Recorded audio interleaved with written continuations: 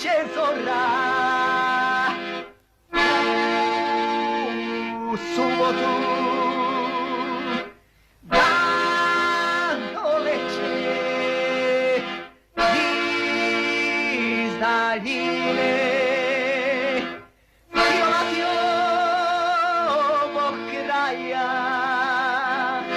Čekaju da sunce sine, čekaju da sunce sine.